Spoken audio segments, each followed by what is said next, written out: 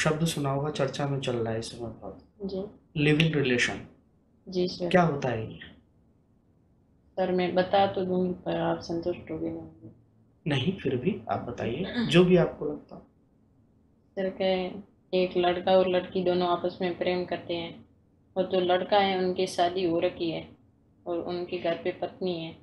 तो वो लड़का जिस लड़की से प्रेम, पत्नी से नहीं, जिस लड़की से प्रेम करता है उस लड़की को कुछ से दिनों के लिए तो पत्नी के पास में ही अपने घर ले जाता है। तो एसआई की लिखित परीक्षा पास करने वाली इन मैडम का लिव इन रिलेशन वाले सवाल का जवाब तो आपने सुन ही लिया होगा।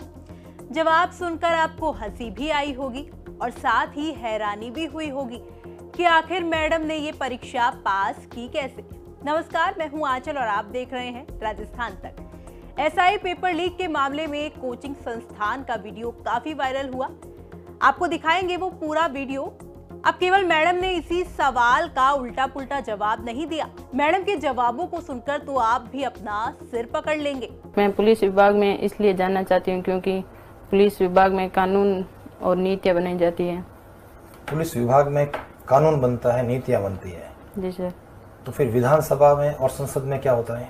कानून में सर जैसे आम नागरिकों की सेवा का भी मौका मिलता है।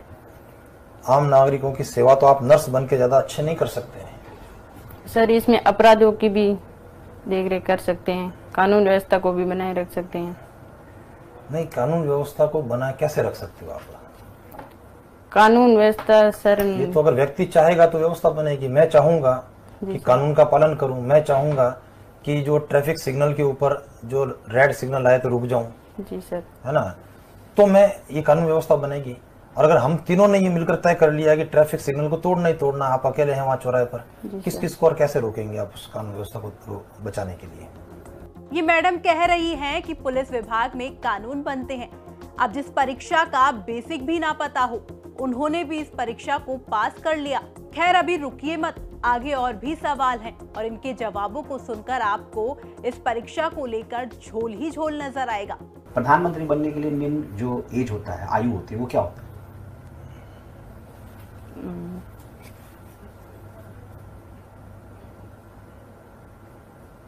अब इस सवाल का जवाब तो एक 8वीं क्लास का स्टूडेंट भी दे सकता है। वो इन्हें एसआई की लिखित परीक्षा पास करने की बात भी नहीं पता। चलिए आगे, अभी आपको सिस्टम व्यवस्था पर और भी अफसोस करना है। ये बताइए कि जो पुलिस है वो कौन से विभाग के अधीन आती है और अब वर्तमान में उसका कौन है मिनिस्टर? पुलिस राज्य सरकार के नहीं। कौन सा department? Police department. Department police नहीं है, डिपार्टमेंट होम डिपार्टमेंट के, उसके मंत्री कौन है अभी? मंत्री सर, सॉरी। पुलिस का मुखिया कौन होता है? पुलिस का मुखिया सबसे हेड कौन है? उस पोस्ट का नाम जानना चाह रहे हैं।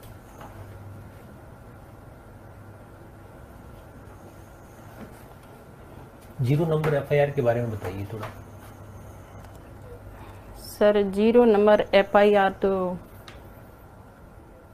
ये एक ऐसी एफआईआर है जिसमें किसी अपराधी ने पहली बार जिस पुलिस थाने में जिसको किसी ने पहली बार अपराध हो गया है तो वो दोबारा उसी थाने में जाके अपनी रिपोर्ट नहीं दर्ज, दूसरे थाने में जाके वो रिपोर्ट दर्ज करवाएगा।